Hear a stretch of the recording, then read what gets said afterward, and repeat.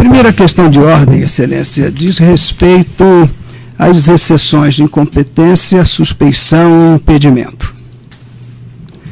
Estas são matérias que envolvem uma defesa indireta de mérito e que devem ser decididas preliminarmente à instrução processual, porque são prejudiciais à instrução processual.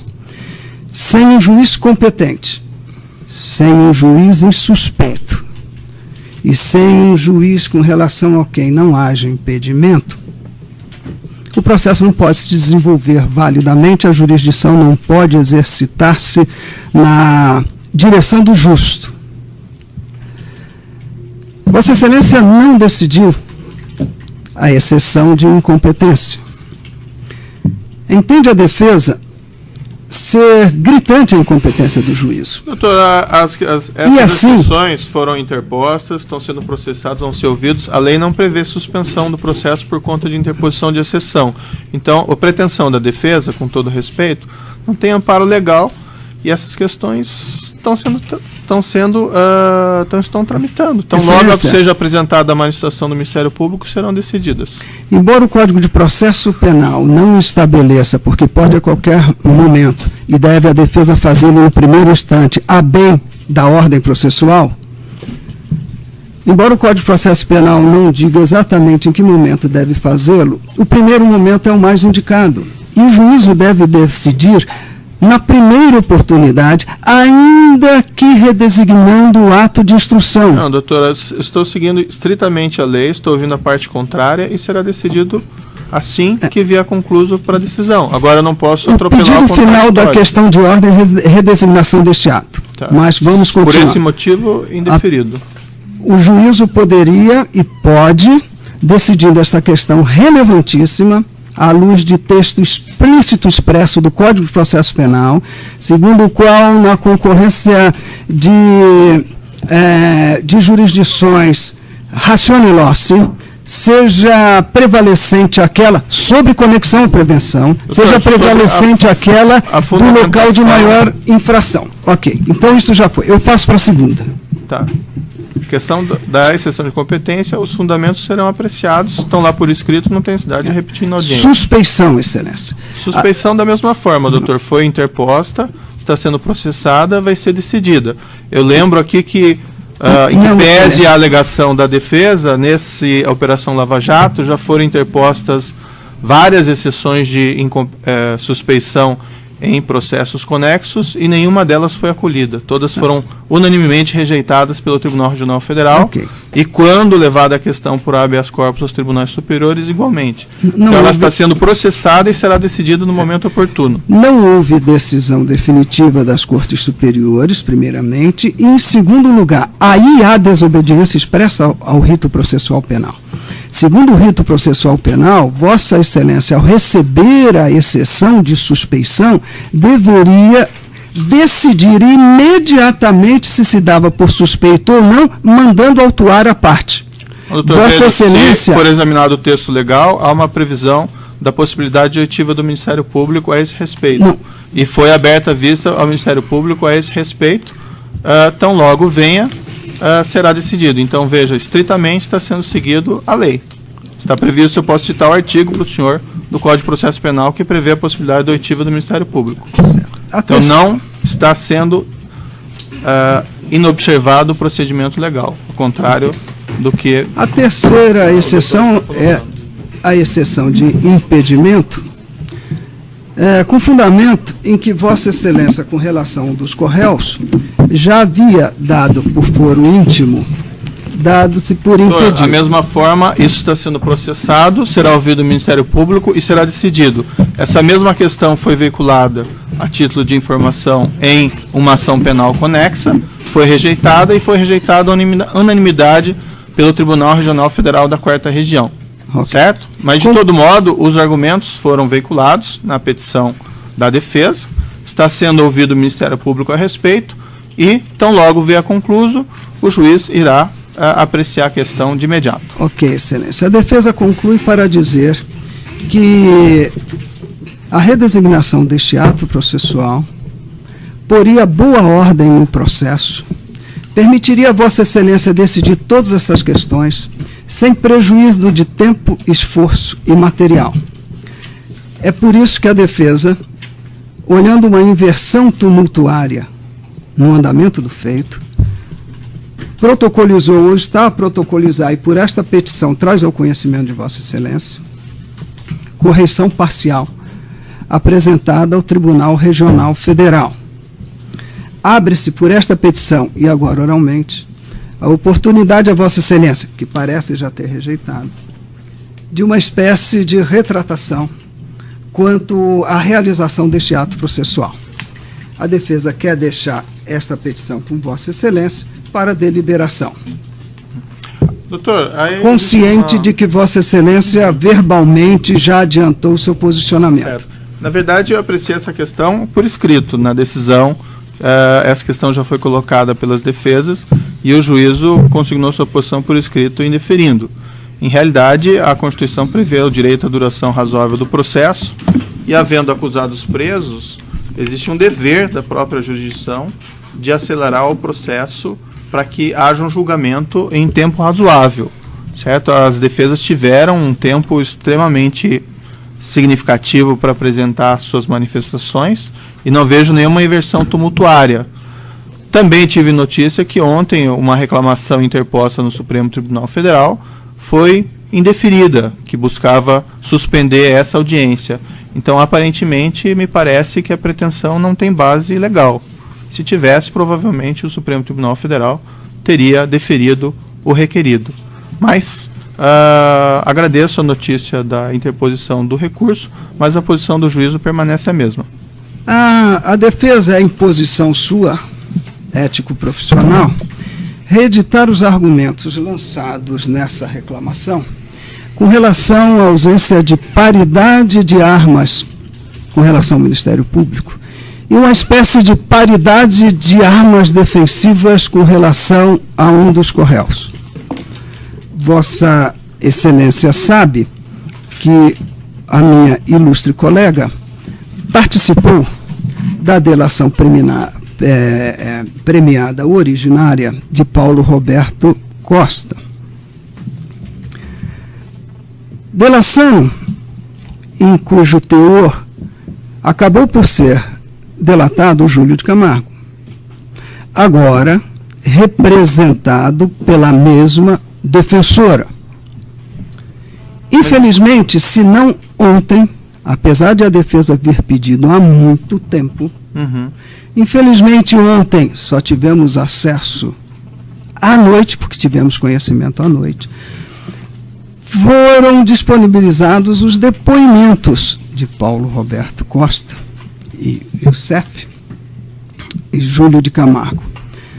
Vossa Excelência não disponibilizou os vídeos, áudios, e esta é uma outra questão muito sensível à defesa. Mas, com relação a esses depoimentos, a defesa não teve capacidade de conhecê-los em plenitude, compreendê-los adequadamente, metabolizar seu conteúdo defensivamente, para poder adequadamente realizar esta audiência.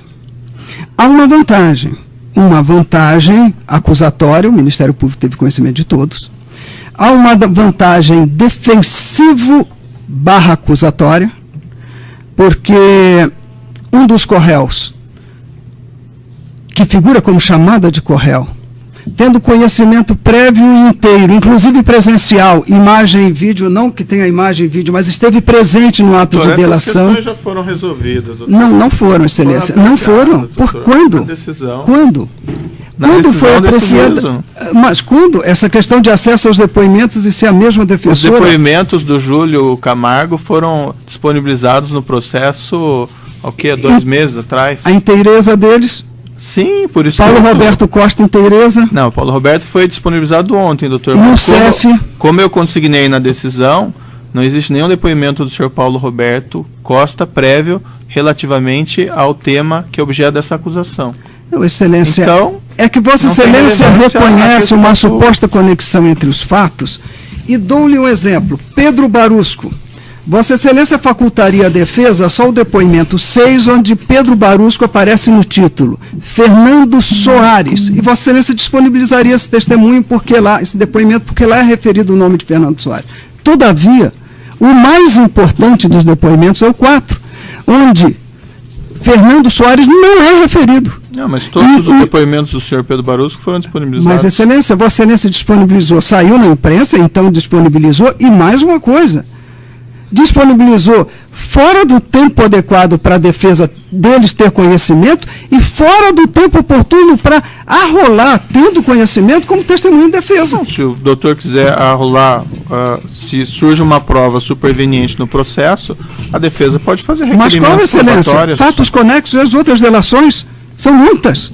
Não, nós vamos ter surpresa a isso daqui a 15 dias, 1 mês, 2 meses, e arrolar como testemunha? Certo, doutor, vamos começar os depoimentos. As Bom, Excelência, então do que já foi apreciado. Fica por derradeiro esta observação de que, nesta audiência, a defesa de Fernando Soares não tem condições e sofre pela falta de paridade de armas acusatórias e defensivo-acusatórias, não tem condições de adequadamente desenvolver o seu trabalho. Certo. Doutor, a defesa... Argumento inócuo, Excelência.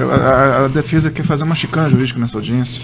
Nós estamos prezando pela duração razoável do processo. Isso. Bom, doutor, vamos começar porque... Excelência, eu só vou terminar, concluir, 1 minuto. Defesa não está fazendo chicana e é ofensivo. O Ministério Público cuide das palavras. É a primeira observação.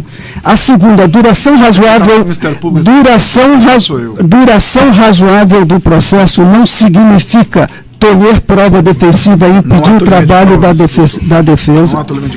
Então, Excelência, concluindo, a defesa não tem condições de adequadamente participar deste ato, esgotar todos os modos e meios defensivos. A defesa mesmo se sente muito constrangida de participar de um ato que acredita, defesa como fiscal da lei, como o Ministério Público é, a defesa se sente muito constrangida a participar de um ato que, segundo a sua ótica, pela leitura da lei, é absolutamente ilegal, fere uma correta administração da justiça, e por isso a defesa se reserva ou a sair deste ato, é uma opção de desespero, de ausência de outra alternativa, ou então vai participar do ato, participa do ato, até porque qualquer outro defensor que aqui estivesse estaria cometendo uma infração ético-profissional, porque nenhum defensor tem condições de estar presente na defesa, mas desfazendo da chicana jurídica, por favor, tenha palavras mais sensíveis, mais elegantes, mas não grosseria. Certo, sincero, mas grosseiro não é comportamento processual. Vamos então... Então, Excelência, a defesa não conseguirá fazer perguntas, não conseguirá desenvolver o seu mistério nesta audiência, porque não compactuará com as... Meu colega tem mais uma... Excelência, eu gostaria só de fazer um breve aditamento. Desde que me entendo como advogado, nas constituições, seja a atual, a Carta Cidadã, e mesmo aquelas outras, até a Constituição do Estado Novo, nenhuma Constituição desta República deixou de reconhecer o direito de ampla defesa. Eu faço uma indagação a Vossa Excelência e ao Ministério Público. Acaso exercitar-se-á a ampla defesa, na medida em que tivemos acesso esta noite, passamos a madrugada tirando cópia dos depoimentos, são 50 depoimentos, como nós vamos inquirir quem quer que seja nessas condições, a menos que esse ato seja um ato absolutamente destinado a um simbolismo de auxiliares da justiça, que é o papel do advogado, tanto quanto do Ministério Público. Nós somos, por norma constitucional expressa, auxiliares da justiça. Não há subordinação nem hierarquia entre magistrado, Ministério Público e advogados. Nosso papel tem que ser desempenhado na conformidade das garantias da lei maior, que rege a nós todos, a qualquer cidadão, ao nosso amigo, ao nosso inimigo, ao nosso vizinho, ao nosso filho, até eventualmente a um desafeto nosso. Então, eu não me sinto em condições, nós ficaremos no ato, não formularemos nenhuma indagação, que a defesa está cerceada, como nunca vi em minha vida profissional, em 40 anos de militância profissional. Advoguei com alguns aqui presentes, até no período em que não havia sequer a garantia do habeas corpus. Não há nenhuma decisão definitiva pelo menos do Supremo Tribunal Federal, acerca de várias situações que são anômalas que ocorrem neste feito, e evidentemente que tomar conhecimento, como nós tomamos conhecimento, eu jamais vi isso na minha vida profissional. Então esse ato será seguramente um dia desses, não sei quando, não tem bola de cristal, mas será fadado, no mínimo, à cognição de um tribunal que respeite a Constituição da República. Então, eu lanço aqui o meu protesto veemente contra a realização desta audiência. E Vossa Excelência afirmou que determinadas questões foram decididas, nós não sabemos disso. Eu não conheço a decisão de Vossa Excelência dos embargos de declaração. Não conheço decisão, nem sei se alguém suscitou o tema relacionado ao fato de que um profissional do direito atua numa delação onde há imposição do dever de sigilo e depois esse sigilo é quebrado porque esta pessoa se torna advogada do delatado e assim sucessivamente. Certo. Isto, evidentemente, desatende a cláusula contratual e ver o contrato em si celebrado entre acusado e defesa, mas sem os termos correspondentes. A audiência aqui é gravada para que se veja a fidelidade até da expressão facial, induzimento ou não de indagações. Os termos que são apresentados são sinopses da forma como se realizavam audiências no século passado. Fala-se 1 hora, 2 horas e 3, e são lidas 2 páginas. Então, não há nenhum termo de depoimento que empreste a credibilidade para que haja o exercício do contraditório nas condições que a Constituição assegura e garante a qualquer acusado. Então, diante disso, Excelência, reiterando a posição do meu colega, não há nada de pessoal com Vossa Excelência, menos ainda com o Ministério Público. Todas as causas vão passar na nossa vida, outras permanecerão e até o fim dos nossos dias.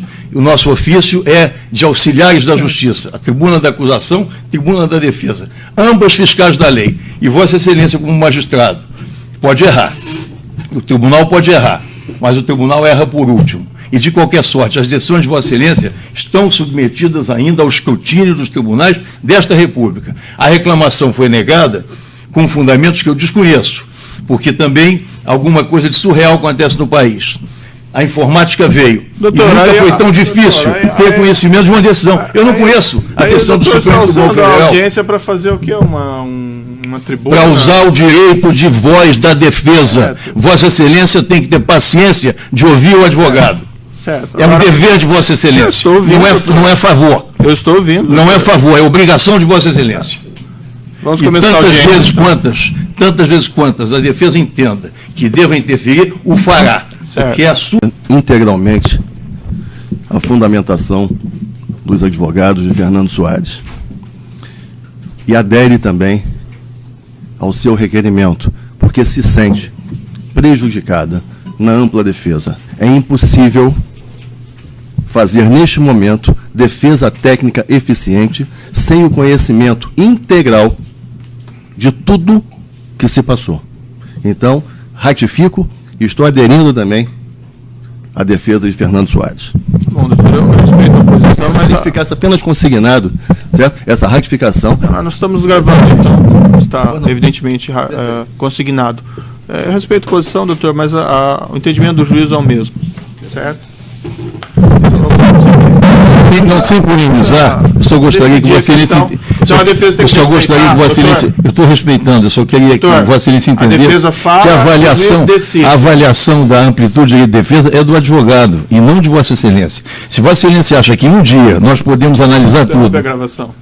Eu não ouvi. Eu vou interromper.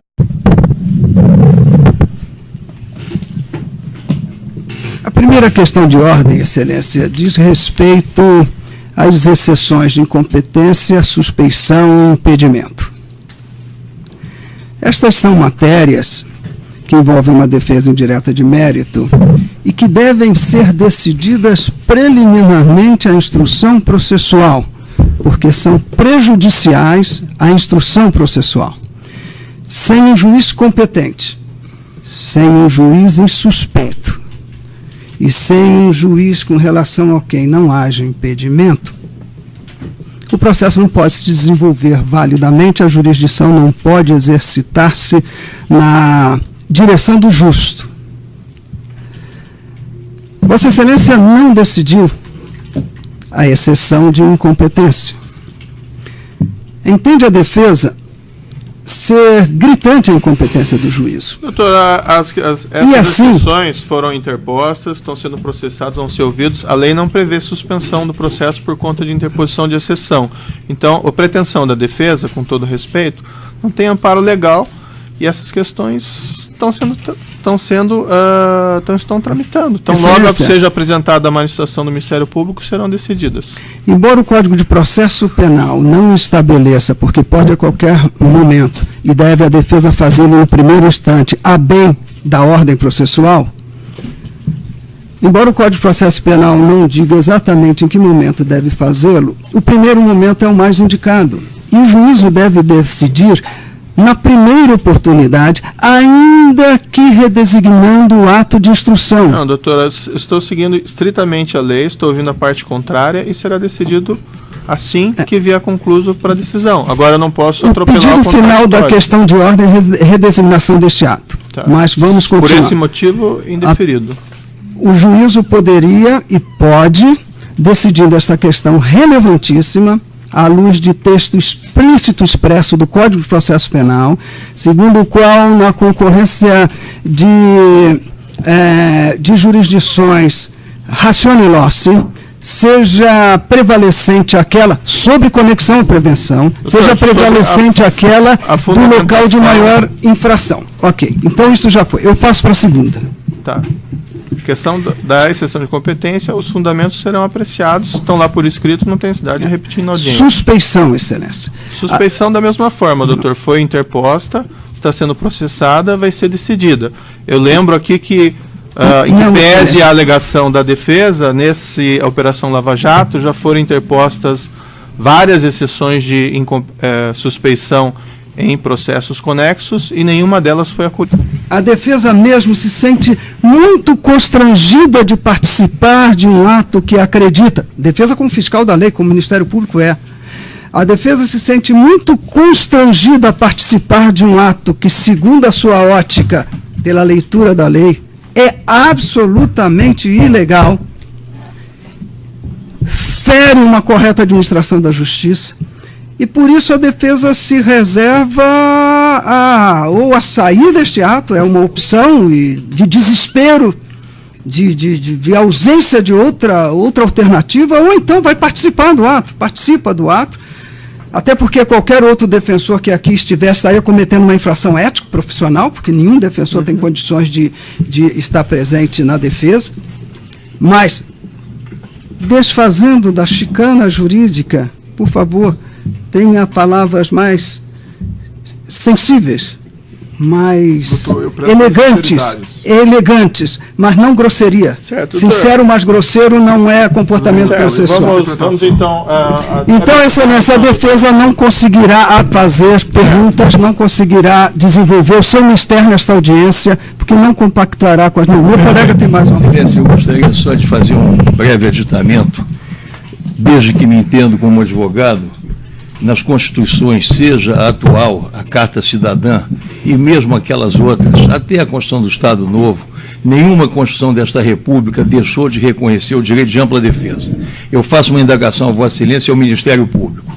Acaso exercitar-se-á a ampla defesa, na medida em que tivemos acesso esta noite, passamos a madrugada tirando cópia dos depoimentos, são 50 depoimentos, como nós vamos inquirir quem quer que seja nessas condições, a menos que esse ato seja um ato absolutamente destinado a um simbolismo de auxiliares da justiça, que é o papel do advogado, tanto quanto do Ministério Público. Nós somos, por norma constitucional expressa, auxiliares da justiça. Não há subordinação nem hierarquia entre magistrado, Ministério Público e advogados. Nosso papel tem que ser desempenhado na conformidade das garantias da lei maior, que rege a nós todos, a qualquer cidadão, ao nosso amigo, ao nosso inimigo, ao nosso vizinho, ao nosso filho, até eventualmente a um desafeto nosso. Então, eu não me sinto em condições, nós ficaremos no ato, não formularemos nenhuma indagação, que a defesa está cerceada como nunca vi em minha vida profissional, em 40 anos de militância profissional.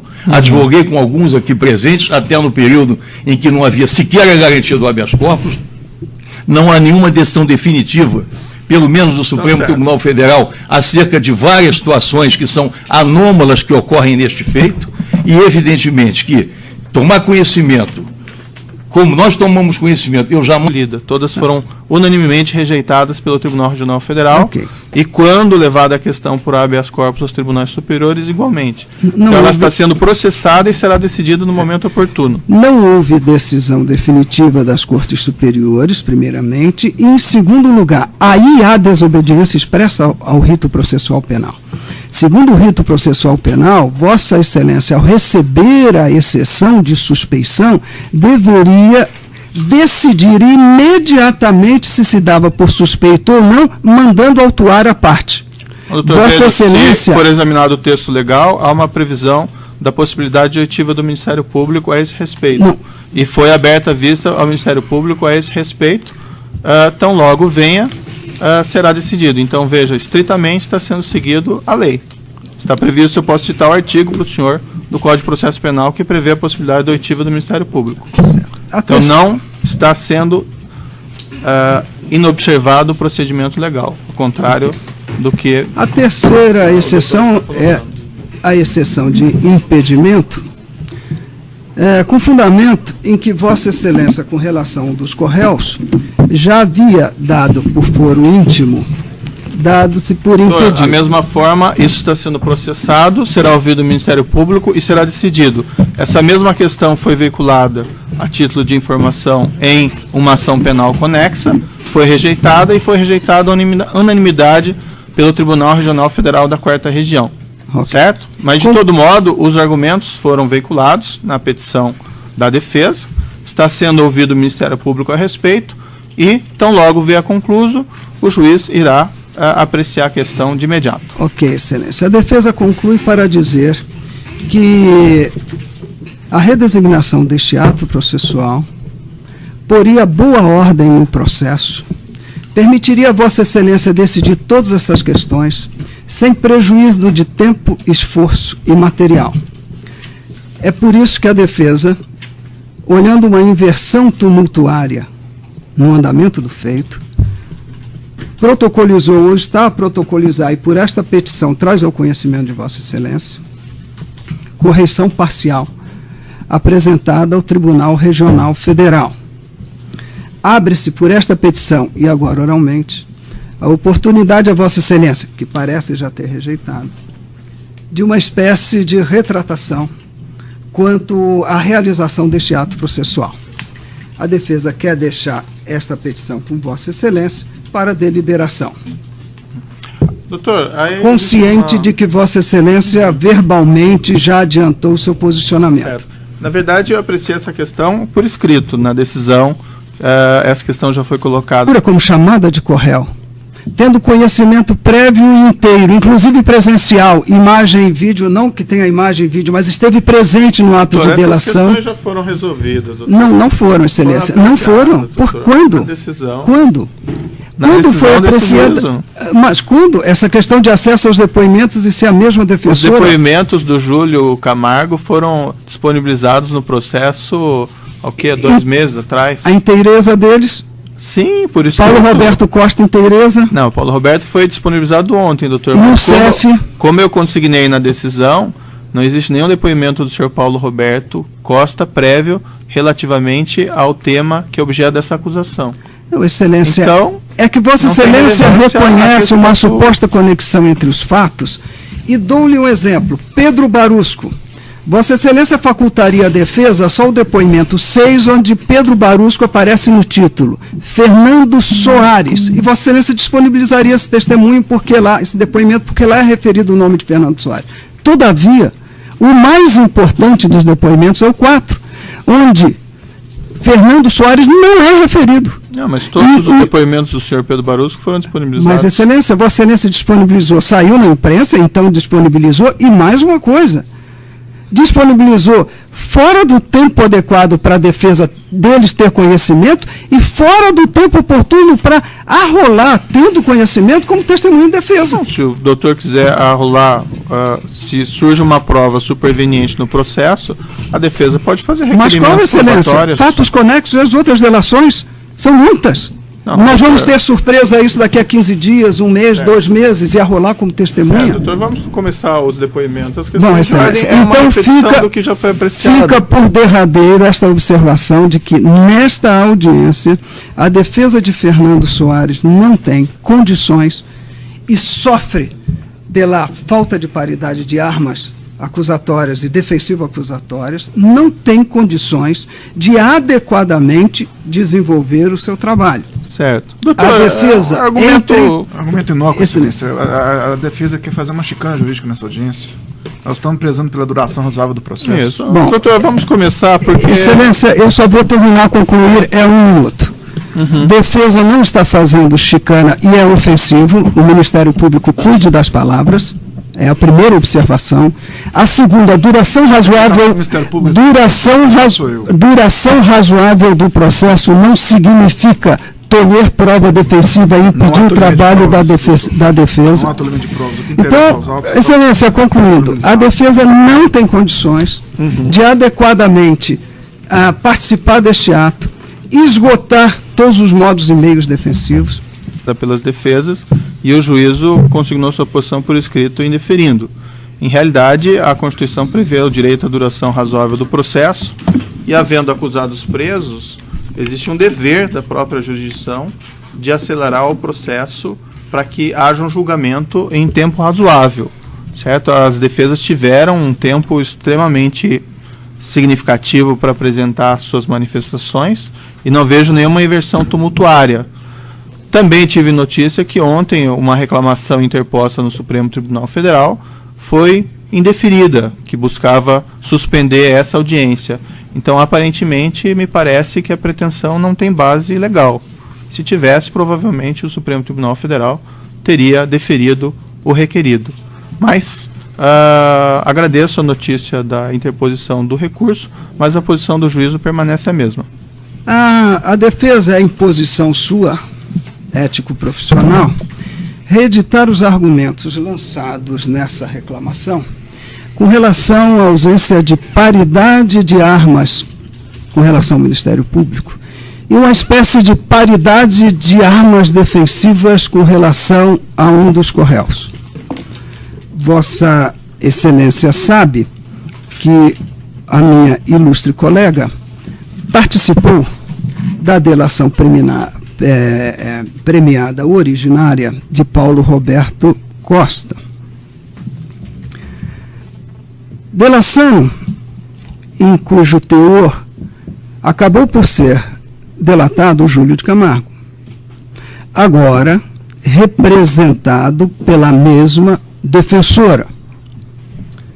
Infelizmente, se não ontem, apesar de a defesa vir pedindo há muito tempo, infelizmente ontem só tivemos acesso à noite, porque tivemos conhecimento à noite, foram disponibilizados os depoimentos de Paulo Roberto Costa e Youssef e Júlio de Camargo.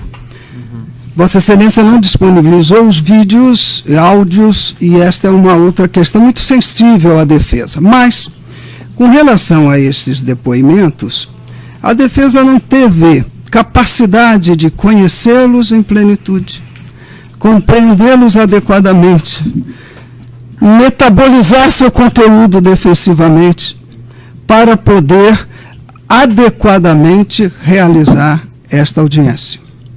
Há uma vantagem acusatória, o Ministério Público teve conhecimento de todos, há uma vantagem defensivo/acusatória, porque um dos corréus que figura